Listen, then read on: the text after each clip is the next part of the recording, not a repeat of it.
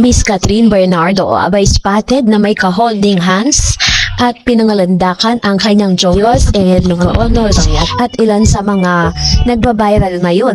Isa kasi si Catherine Bernardo sa pinakamalaking bituin sa showbiz sa Pilipinas. Sa mahabang panahon, nasubaybayan ng publiko ang kanyang career mula sa pagiging child star hanggang sa pagiging isa sa pinakasikat at pinakamatagumpay na aktres sa kanyang henerasyon.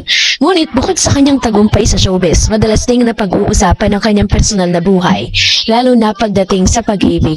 Matapos ang hiwalayan kay Daniel Padilla noong 2023, naging paksa ng maraming spekulasyon ang kanyang love life. Kaya naman, nang kumalat ang balita na nakita siyang kasama ang mayor ng Lucena City na si Mark Alcala, ay muling nabuhay ang usapan tungkol sa kanyang posibleng bagong relasyon.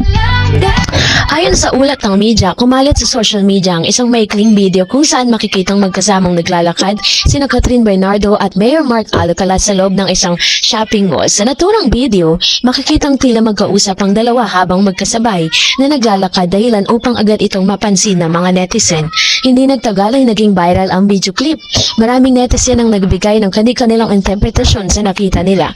May ilan nagsabi na tila komportable ang dalawa sa isa't isa, habang may iba naman na nagsasabing maaaring pagkakataon lamang na magkasama sila. Ang nasabing video ay unang lumabas sa TikTok at mabilis na kumalat sa iba't ibang social media platform tulad ng Facebook, X na dating Twitter. Dahil dito ay naging mainit ang paksa sa online communities ng umanib pagkikita ng aktres at ng alkalde.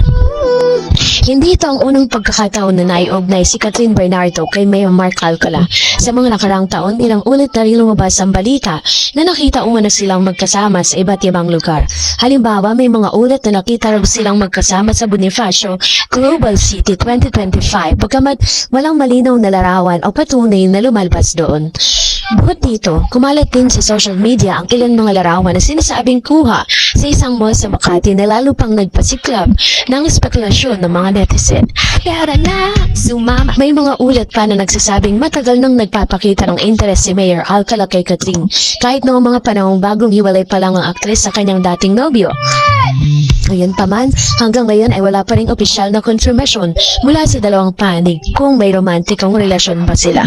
Natural lamang na magkaroon ng matinding reaksyon ng tagahanga ni Catherine Bernardo bilang isang superstar.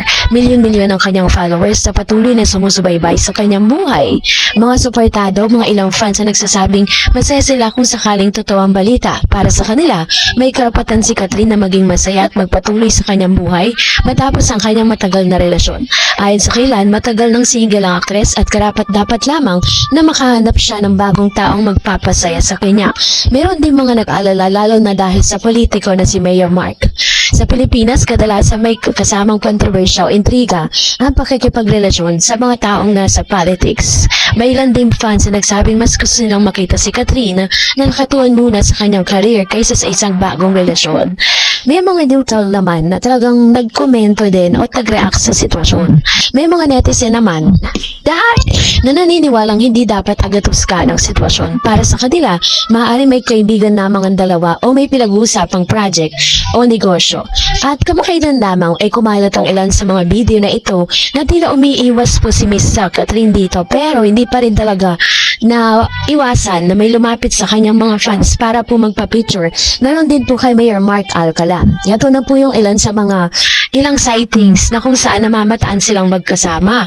So dahil po dito, parang lumilinaw na po sa lahat ng mga fans si Catherine na talagang si Mayor Mark Alcala na talaga ang kanyang jowa. Pero ang dami pong mga kritisismo na natanggap. Ito po si Mayor Mark. So sino nga ba si Mayor Mark? Si Mayor Mark Alcala ay kasalukuyang mayor ng Lucena sa Quezon Province. Siya ay nagmula sa isang kilalang political family sa nasabing lungsod. Bukod sa pagiging politiko, kilala rin si Alcala bilang isang taong may malawak na koneksyon sa iba't ibang industriya. Dahil dito, hindi rin imposible magkaroon siya ng kaibigan o kakilala sa showbiz. Sa mga nakarang ulat, naiuugnay rin sa ilang personalidad sa entertainment industry, ngunit tulad ng kay Catherine, marami ang mga ito ay nananatiling chismis lamang. Kilig! Wala! Dahil po sa hindi maiiwasang paglabas ng mga bidyong ito, ay mas lalong tumitibay ang spekulasyon ng marami na totoo nga kaya na talagang sila po ay nagkakamabutihan na. So, may hawak mong ice cream dyan si Miss Catherine, ano? At ang napansin ng mga netizen na parang hindi ba kayang bitbitin ni Mayor Mark ang bag ni Catherine? Diba? Kung baga parang sa pagiging gentleman, di ko naman po na parang i-compare ko lang siya dun sa ex netong si Catherine. Nung dati po, pag napapanood ko sila, pag may mga hawak si Catherine, si Daniel Padilla talaga yung naghahawak nun. Pero this time, may hawak ng bag si Catherine, may hawak pang ice cream. So, hindi natin alam bakit ganun. Diba? Dapat dapat gentleman naman itong si Mayor. Baka talaga magkaibigan lang talaga sila. Magbarkada or companionship. Pero, meron din mga other videos na kumakalat na magka-holding hands sila dalawa. Kaya naman na talagang minubuo na po ng mga netizen at nakukumpirma nila talaga or inukonclude nila na si Mayor Mark Alcala at si Miss Catherine Bernardo ay magkarelasyon na. So, isa sa mga bagay din na hinangahan ng maraming tao kay Catherine Bernardo ay ang pagiging pribado pagdating sa personal na buhay. Kahit nung kasagsagan ng kanyang relasyon kay Daniel, madalas ay pinipili niyang hindi magbigay ng masyadong detalye sa publiko at sa kasalukuyang issue.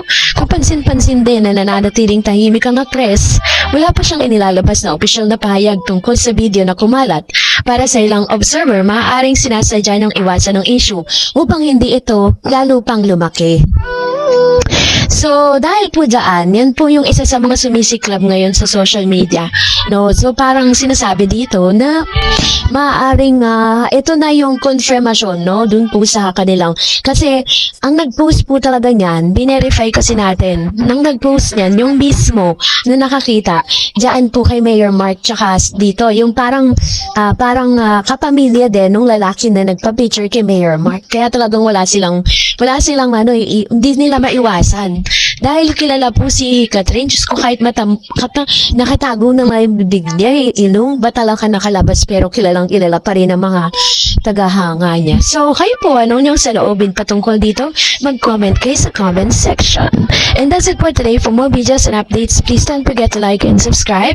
And please don't forget to follow my Facebook page, Dar Eds TV and Dar Eds channel. God bless everyone!